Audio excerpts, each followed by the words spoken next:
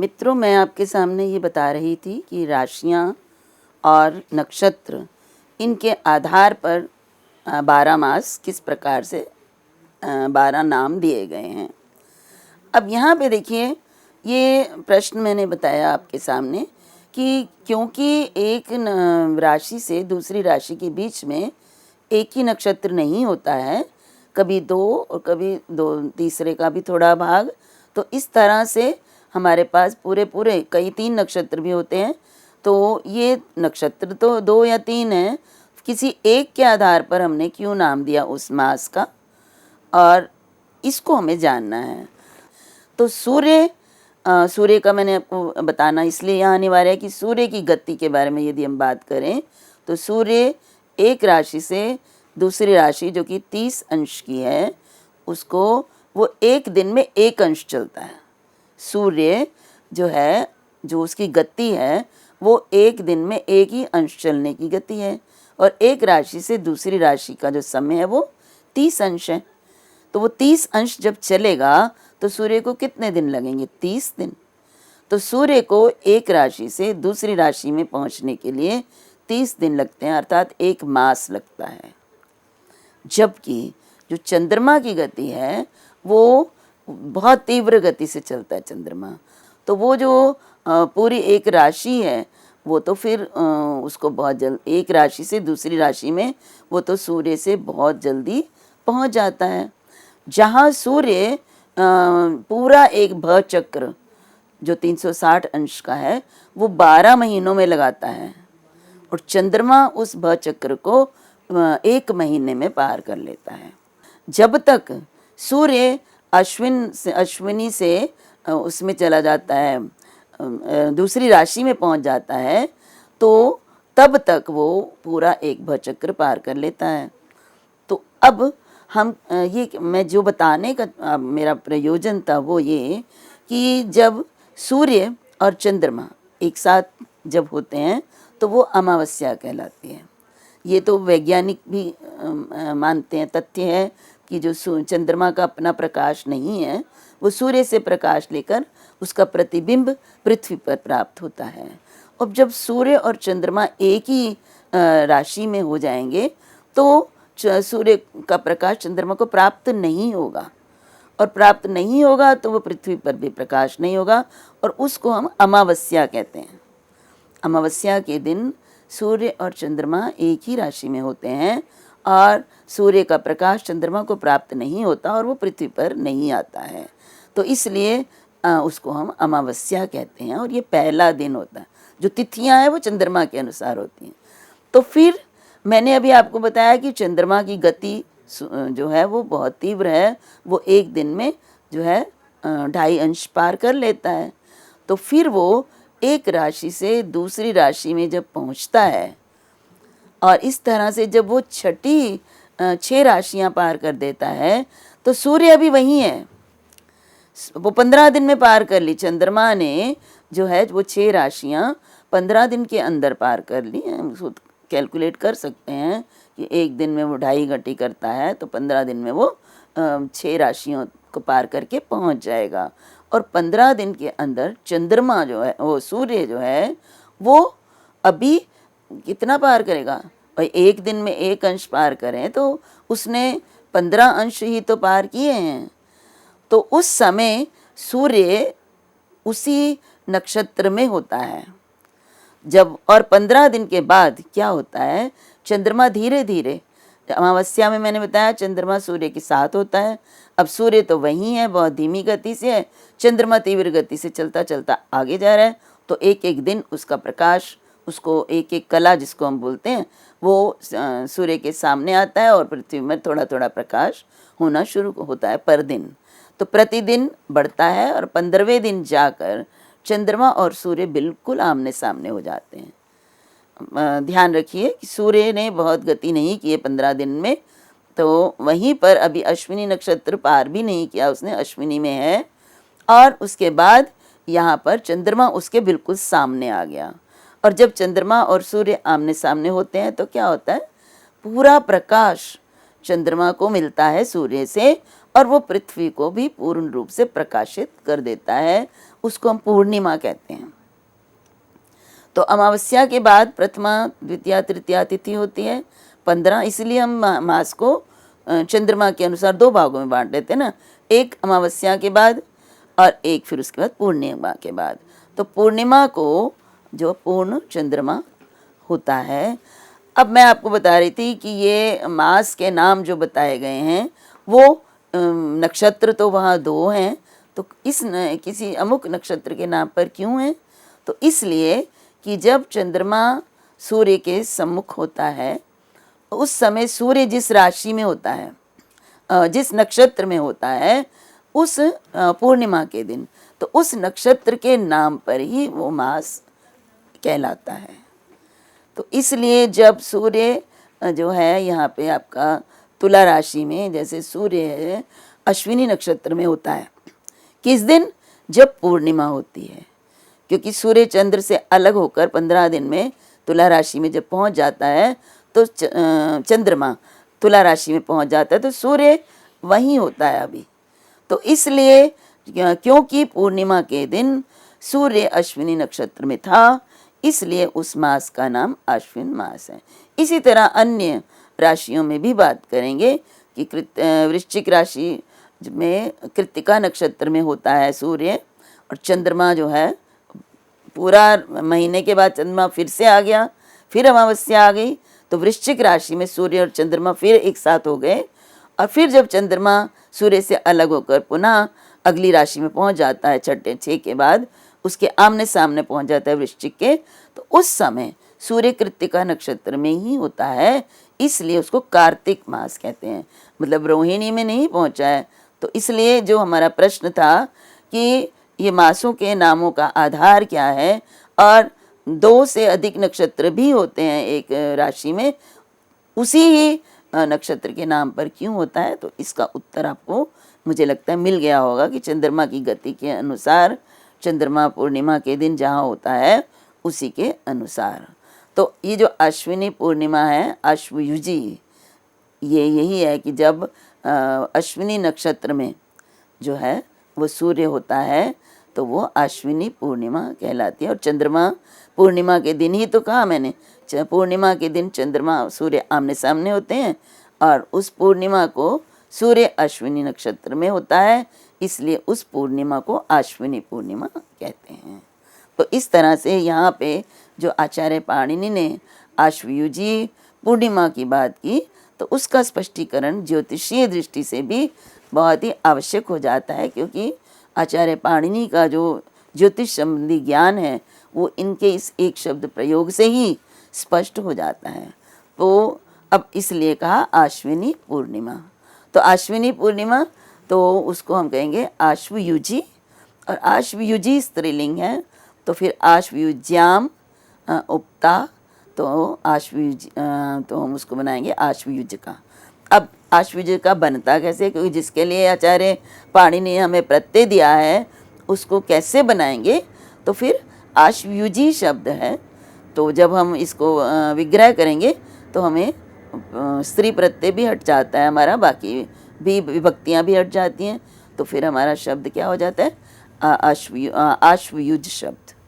और उसके बाद हम इसको प्रत्यय कौन सा लगाएंगे? वही प्रत्यय।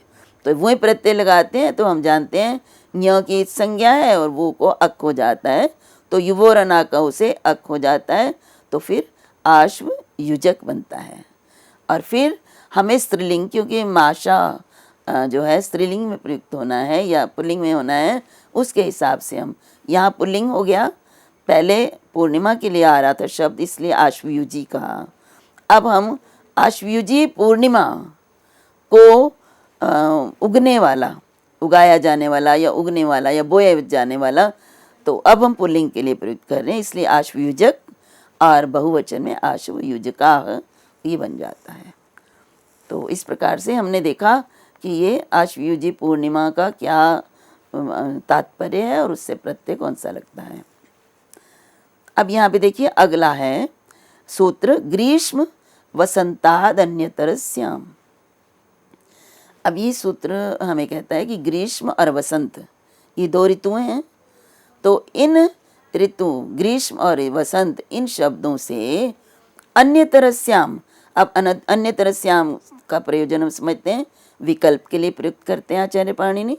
तो इसका अर्थ है विकल्प से वही प्रत्यय होता है। अब ग्रीष्म शब्द और वसंत शब्द यदि इनका प्रयोग उक्त अर्थ में किया जाए, अर्थात ग्रीष्म काल में बोया गया या वसंत में बोया गया, इस के लिए हम अगर ग्रीष्म शब्द और वसंत शब्द का प्रयोग करते हैं तो इनसे भी विकल्प से वही प्रत्यय होता है। अब यहाँ पे विकल्प से कहा तो वैसे कौन सा प्रत्यय प्राप्त होता है हमें, तो हमें प्रत्यय जो प्राप्त होता है वो अण प्रत्यय प्राप्त होता है, क्योंकि ये ऋतुवाचक शब्द है। तो ऋतुवाचक शब्द होने के कारण यहाँ पे जो अण प्रत्यय प्राप्त हो रहा था वो अण प्रत्यय विकल्प से हो जाएगा। ये देखिए, अण प्रत्यय विकल्प से नहीं होता है, वो निश्चित रूप से होता है ऋतुवाचक शब्दों से, लेकिन ये सूत्र कहता है कि विकल्प से इससे वही प्रत्यय भी होता है। तो इसलिए ग्रीष्म और वसंत इन शब्दों का यदि हम प्रयोग करते हैं और हम ये कहना चाहते हैं कि ग्रीष्म में बोए गए या वसंत में बोए गए, तो फिर उसमें हम दोनों प्रत्यय लगा सकते हैं। तो यहाँ पे ग्रीष्मकम और ग्रीष्मम दोनों बनेंगे, दोनों शुद्ध हैं। वसंत से भी वासंतकम और वासंतम दोनों बनेंगे। अब इनके रूप कैसे बनेंगे, तो इसके लिए हम देखेंगे कि ग्रीष्म शब्द से पहले यदि हम अण प्रत्यय करते हैं, ग्रीष्म शब्द से अण प्रत्यय करने पर हमारे पास क्या रूप बनेगा, ग्रीष्मम। हम सब जानते हैं ग्रीष्म शब्द अण प्रत्यय लगाने पर अ रहता है, ई को वृद्धि हो जाएगी तो ग्रीष्म बनेगा और फिर ग्रीष्मम ये रूप बनेगा। अब ग्रीष्मम का क्या अर्थ हो गया, देखिए तद्धित प्रत्यय लगाने पर अर्थ बदल गया, ग्रीष्म हो गया ग्रीष्म काल, ग्रीष्म ऋतु। लेकिन जब हमने इसमें अण प्रत्यय लगा दिया तो इसका अर्थ हो गया ग्रीष्म ऋतु में जो बोया जाता है वो। तो ये ग्रीष्मम जो है ये बिल्कुल इसका अर्थ बदल गया, ये उस धान उस अनाज के लिए प्रयुक्त होने लग गया जो ग्रीष्म ऋतु में बोए जाते हैं। तो तद्धित प्रत्यय लगाने पर एक नया अर्थ देने वाला शब्द में प्राप्त हो जाता है। इसी तरह अब हम अगर इससे वही प्रत्यय लगाते हैं, क्योंकि वही भी लगा सकते हैं ना, तो ग्रीष्म से वही लगाते हैं तो वो को अक हो जाता है और ई को वृद्धि हो जाती है, तो ग्रीष्मक ये हमारे पास बनेगा। तो ग्रीष्मकम का भी अर्थ यही है कि ग्रीष्म उपतम, और ग्रीष्मम का भी अर्थ है ग्रीष्म उपतम, अर्थात जो चीज़ भी ग्रीष्म काल में बोई जाए वो ग्रीष्मम भी कह सकते हैं उसको और ग्रीष्मकम भी कह सकते हैं। इसी तरह वसंत में अगर कोई बोते हैं तो वसंते उपतम, तो वसंते उपतम में वही प्रत्यय लगाएंगे तो वासंतक बनेगा, वासंतकम, और अगर अण प्रत्यय लगाएंगे तो वासंतम बनेगा। अब अगला सूत्र है, देखिए यहाँ पे कालवाची शब्दों से ही होना चाहिए, ये हम पूर्व से जो चला आ रहा है उसी पे कर रहे हैं। तो यहाँ पर भी स्पष्ट रूप से कहा कालादित्येव, परंतु सूत्र क्या है, तदस्य सोढ़म। इसमें कौन कौन से शब्द हैं, तत्, अस्य और सोढ़म। अब तत् शब्द किस विभक्ति में है, प्रथमा विभक्ति में, तत्तेतानि तो प्रथमा विभक्ति में है, और इसलिए जो हमारा ये प्रत्यय लगेगा वो प्रथमांत से लगेगा। ये ध्यान रखना है कि प्रथमा विभक्ति में जो शब्द है उससे ये प्रत्यय लगेगा, जो भी प्रत्यय हम अभी आगे आपको बताएंगे। अर्थ कौन सा है, तो प्रथमा विभक्ति के अर्थ में लगेगा, और सोढ़म, अस्य सोढ़म ये है हमारा इस अर्थ में लगेगा, तो प्रथमांत से लगेगा। और अर्थ क्या है, इसको सोढ़म। अब सोढ़म शब्द जो है इसका अर्थ है इसके द्वारा अभ्यास किया गया, ये अर्थ भी, या इसके द्वारा जितम जीता गया, प्राप्त किया गया, ये सोढ़म का अर्थ यहाँ बताया गया है। तो यहाँ सोढ़म चेत तद्भवति, सोढ़म जितम अभ्यस्तम इत्यर्थः। सोढ़म का अर्थ है जितम या अभ्यस्तम। तो इन अर्थों में जो है अगर हम उस शब्द को प्रयोग करना चाहते हैं तो प्रथमांत होना चाहिए वो शब्द, ऐसे किसी भी और विभक्ति में हो तो नहीं हो पाएगा, प्रथमांत होगा। और अगर हम ये अर्थ बताना चाहते हैं कि इससे इसको ये इसके द्वारा या इसको ये इसके द्वारा अभ्यस्त है या इसका ये अभ्यास करता है, तो उस अर्थ में जो हम प्रत्यय लगाएंगे वो जो है उसी से लगेगा। तो अब देखिए यहाँ पे जब हम प्रत्यय लगाते हैं तो उससे पूर्व हम कुछ थोड़ा सा ये भी बात करेंगे कि प्रातिपदिकस्य इति षष्ठ्यर्थे यथा विहितम प्रत्ययो। अब प्रत्यय कौन सा लगाएंगे, देखिए अब यहाँ प्रश्न उठता है। अभी पूर्व सूत्र जब आपने किया तो उसमें बताया वही प्रत्यय होता है, लेकिन यहाँ पर अर्थ बताया है, केवल अर्थ बताया है कि शब्द जिस प्रयोग होगा वो किस अर्थ में होगा और फिर प्रत्यय कौन सा लगेगा। तो क्योंकि ये शेष के लिए बताए गए हैं, पूर्व में भी मैंने आपको बताया है कि किन शब्दों से कौन से प्रत्यय होते हैं शेष अर्थों में, ये पहले बता दिए गए हैं। अब इससे अर्थ कौन कौन से प्राप्त कर सकते हैं तो वो अब इस सूत्र में भी यही बताया गया। जैसे उपते च बताया वैसे ही ये इसके लिए अभ्यास करने योग्य है या ये इसके द्वारा जीता गया है, ये अर्थ बताना है। तो जितने भी पूर्व में प्रत्यय बताए गए हैं, इस शब्द से ये प्रत्यय, इन शब्दों से ये प्रत्यय, वो प्रत्यय ही लगेंगे, नया कोई प्रत्यय नहीं लगेगा। तो अब जैसे हम उदाहरण के लिए आपको बताते हैं। जैसे हमने कहा कि रात्रि, अब देखिए अब जो कुछ लोग होते हैं जो रात में अभ्यास करते हैं या रात को ही पसंद करते हैं, रात में ही सब काम करते हैं, तो उनके लिए यदि हम इस शब्द का प्रयोग करते हैं तो वो शब्द है नैशिक। अब निशा शब्द का अर्थ वैसे तो रात होता है ना। तो निशा शब्द से जो है, निशा शब्द का वैसे अर्थ क्या है, निशा सहचरितम अध्ययनम निशा। वास्तव में निशा का रात्रि अर्थ भी होता है और निशा उसके लिए भी होता है कि रात्रि में जो अध्ययन किया जाता है उसको भी निशा कहते हैं। तो इसका मतलब है निशा का अर्थ हो गया रात्रि का अध्ययन जिसके द्वारा अभ्यस्त होता है या जो रात्रि में अध्ययन करता है, उस छात्र के लिए नैशः ये शब्द प्रयुक्त होगा। तो अब नैशः कैसे बनेगा, ये नैशिकः कैसे बनेगा। तो निशा शब्द से हमने क्या कहा, इन्होंने कहा यथा प्राप्त प्रत्यय लगते हैं। तो यथा प्राप्त प्रत्यय कौन से होते हैं, देखिए एक तो निशा अण प्रत्यय लगता है और सामान्य अण, और फिर ठय प्रत्यय भी लगता है निशा शब्द से। तो ठय प्रत्यय लगाकर नैशिकः भी बनता है, ठस्य इकः। इसी तरह प्रादोषा और प्रादोषिकः, इससे अण प्रत्यय भी लगता है और ठय प्रत्यय भी लगता है। तो नया प्रत्यय कुछ नहीं है, जो पूर्व सूत्रों से प्रत्यय प्राप्त होते हैं उन्हीं को प्रत्ययों को देखकर हमें इनसे शब्दों को बनाना है। इसके विस्तृत व्याख्या यदि हम करें तो नैशिकः कैसे बनता है, नैशः कैसे बनता है। तो निशा सोढ़म अस्य, अर्थात निशा जो है, निशा का अध्ययन, निशा काल में जो अध्ययन करता है उसको क्या कहते हैं।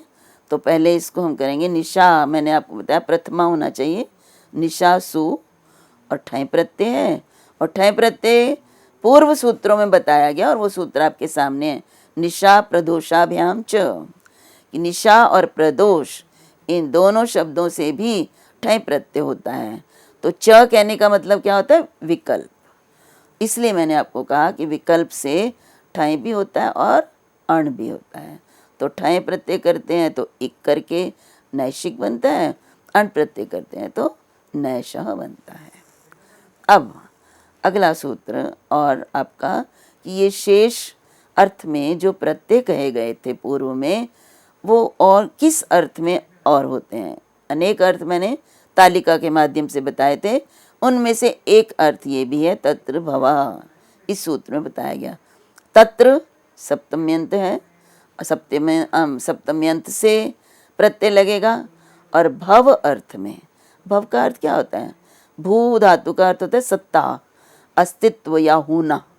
तो भवा मीन्स होने वाला, तो उसमें होने वाला, तो होने वाला अर्थ में सप्तम्यंत से कौन सा प्रत्यय लगेगा? जो प्रत्यय पूर्व में बताए गए हैं वो सब प्रत्यय लगेंगे, जैसा जिस शब्द को प्रत्यय बताया गया है।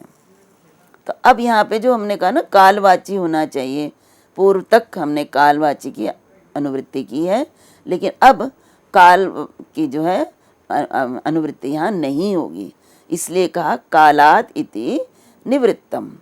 कालात जो है ये निवृत्ति हो गई इसकी, ये अब यहाँ नहीं आएगा।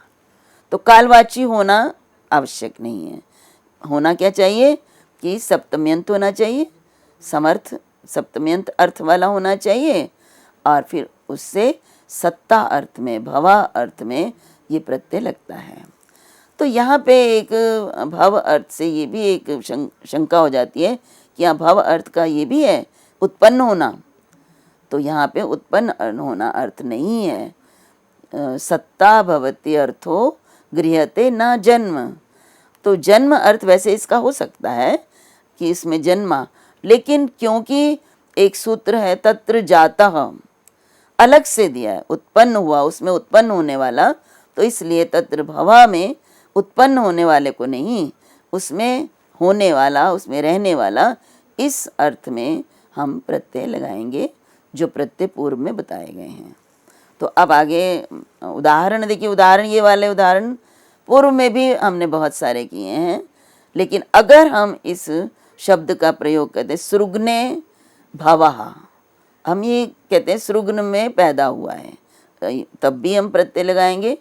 और सृग्न में होने वाला है, ये काम सृग्न जगह में हुआ, स्थान में हुआ है, तब भी हम प्रत्यय लगाएंगे तद्धित। तो वो इस सूत्र से लगाएंगे और प्रत्यय तो वही लगेगा जो दिव्य प्राग दिव्य तो अण सूत्र से हमें प्राप्त हुआ।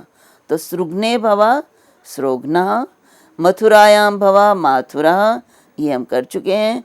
और राष्ट्रीय हमें जो है अण प्रत्यय नहीं होगा, इनमें अण प्रत्यय होगा क्योंकि इनके लिए अलग से प्रत्यय नहीं बताए गए हैं। लेकिन राष्ट्र शब्द से तो राष्ट्र पारावाराभ्याम घ खयौ, ये सूत्र दिया है कि राष्ट्र शब्द से घ शब्द होगा शेष अर्थ में। तो अब ये शेष अर्थ भवा अर्थ में यहाँ पर भी वही प्रत्यय होगा घ, और राष्ट्रीय शब्द बनेगा। अब इस सूत्र को यदि हम स्पष्ट करते हैं, इस सूत्र में हम देखते हैं कि तत्र शब्द आया है, और पूर्व सूत्रों में भी तत्र शब्द का प्रयोग किया गया है। तो आचार्य पाणिनि तो कभी दोबारा से पुनरावृत्ति नहीं करते हैं अगर एक शब्द की पीछे से अनुवृत्ति आ रही हो। तो इसलिए इसको भी स्पष्ट करना अनिवार्य है कि यदि पूर्व में भी तत्र शब्द का प्रयोग कर दिया गया है तो पुनः तत्र का ग्रहण करने का क्या प्रयोजन है। तो पुनस्तत्र ग्रहणम तदस्य इति निवृत्त्यर्थम। अभी हमने पूर्व सूत्र में पढ़ा तदस्य सोढ़म, तो यहाँ पे जो हमने किया था तदस्य, ये इसकी अनुवृत्ति आगे नहीं आएगी, अर्थात प्रथमांत से ये प्रत्यय नहीं लगेगा, तो इसकी अनुवृत्ति नहीं आएगी। उसको रोकने के लिए तो तदस्य की निवृत्ति के लिए यहाँ पुनः तत्र पद का ग्रहण आचार्य पाणिनि ने किया है। अब अगला सूत्र हमारे सामने है दिगादिभ्यो यत। दिग शब्द बनता है प्रथमा एक वचन में दिश शब्द से, मूल शब्द है बेसिक दिश, और जब इसको प्रथमा एक वचन में प्रयोग करते हैं तो दिग शब्द बनता है। तो इसका अर्थ है अगर शब्द लेंगे तो दिश।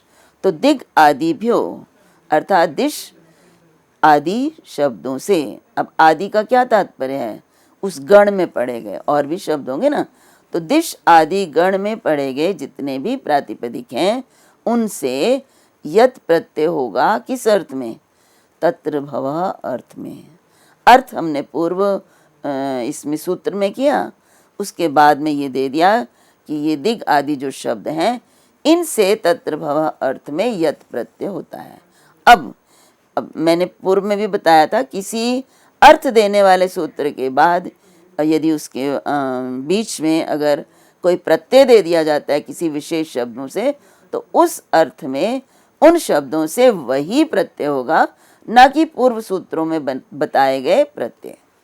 इसलिए यहाँ पे अब हमने तत्र भवा कहा और उसके बाद ये वाला सूत्र दे दिया। तो इसका अर्थ है तत्र भव अर्थ में यदि दिश आदि गण में पढ़े गए शब्दों का प्रयोग होता है तो उनसे यत प्रत्यय लगता है। यथा प्राप्त जो पूर्व सूत्रों द्वारा प्रत्यय बताए गए वो इस अर्थ में नहीं लगेंगे। समझ आई? उन्होंने कहा तत्र भव इत्येतस्मिन् विषय, तत्र भव इस विषय में यदि हमने तत्र भव के लिए प्रयोग करना है दिश दिग आदि गण में पढ़े गए शब्दों को, तो फिर हम उसमें ये प्रत्यय यही वाला लगाएंगे यत, और प्रत्यय नहीं लगाएंगे। इसीलिए कहा अणश छस्य च अपवादः, ये अण का और छ प्रत्यय का अपवाद है। तो आगे भी ये जो है ना ये दिश आदि गण है, तो इसलिए सबसे पहला ही शब्द है दिश, तो दिश शब्द के रूप जब चलते हैं तो सप्तमी में दिशी बनता है। तो दिशी भवम दिश्यम, वर्गे भवम वर्ग्यम, ये अभी मैं इसकी आपको सिद्धि बाद में कराऊंगी, लेकिन अभी जो इसकी वृत्ति है उस पर मैं आपके साथ चर्चा कर रही हूँ। और एक यहाँ पे बताया कि मुख जघन शब्दयो अशरीर अव्यवार्थ पाठ, ये बहुत ही जो है प्रमुख बात है जिसको हमने देखना है कि इस दिश आदि गण के अंदर जो शब्द पढ़े गए हैं उनमें मुख्य शब्द भी है और जघन शब्द भी है। और ये मुख्य शब्द हम सब जानते हैं मुख का क्या अर्थ होता है, मुंह, तो ये हमारे शरीर का अवयव है। जघन का अर्थ भी है जंघाएं, ये भी हमारे शरीर का अवयव है। तो हम आगे जो सूत्र पढ़ेंगे उसमें हमारे को सूत्र जो आपके मैं सामने बताती हूँ वो सूत्र है शरीर अवयवात च, ये सूत्र इसका अगला सूत्र है। तो इस सूत्र में कहा कि जो शरीर के अवयव हैं उनसे यत प्रत्यय होता है। तो पहले ये वाला सूत्र क्योंकि बाद में है, लेकिन अब ये जो अपवाद जो होता है वो बाद वाले सूत्रों के भी होते हैं, पूर्व के भी होते हैं। तो ये जो मुख और जघन शब्द हैं ये मैंने अभी आपको बताया कि ये शरीर के अवयव के वाचक हैं।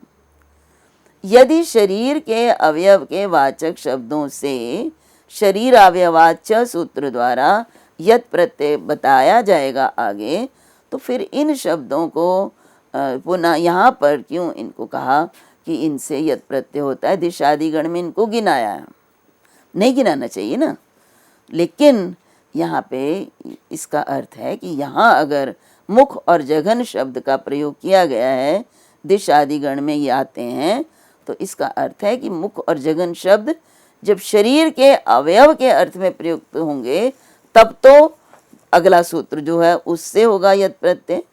लेकिन अगर शरीर के अवयव शरीर के अंगों के रूप में इनका प्रयोग नहीं होता है तो इनसे प्रस्तुत सूत्र से यत प्रत्यय होगा। देखिए अगर मुख और जघन शब्द इनके अर्थ होते हैं, शरीर अवयव भी होता है और मुख मुख्य के लिए भी आता है ना, मुख्य के लिए जघन के लिए जो निम्न होता है उसके लिए आता है। तो यहाँ पे यदि शरीर अवयव अर्थ में प्रयुक्त नहीं होते हैं तो शरीर अवयवाच सूत्र से तो यत प्रत्यय नहीं होगा। तो क्योंकि इसको दिशादि गण में गिनाया गया है तो इस मुख जघन शब्द इन शब्दों से जब ये शरीर के अवयव के अर्थ में प्रयुक्त नहीं भी होंगे तो प्रस्तुत सूत्र से इनको भी यत प्रत्यय हो जाएगा, इसलिए इसका इसमें पाठ किया गया है। जैसे सेना मुख्यम, अब ये मुख्य शब्द जो है ये सेना का चेहरा नहीं, सेना में जो मुख्य होगा प्रधान होगा, तो इसलिए यहाँ शरीर अवयव ना होने के कारण आगे आने वाले सूत्र से यत प्रत्यय नहीं हो सकता, परंतु दिश आदि गण में पठित है, सेना अव्यवर्थ नहीं होने पर भी यहाँ पे यत प्रत्यय हो जाएगा। सेना जघन्य में भी ऐसे है, सेना में जो जघन्य जो सबसे पीछे है उसके लिए भी ये यत प्रत्यय प्रयोग हो जाता है। तो अभी के लिए इतना ही मित्रों, इससे आगे इस सूत्र पर चर्चा मैं आपके साथ अगले व्याख्यान में करूँगी।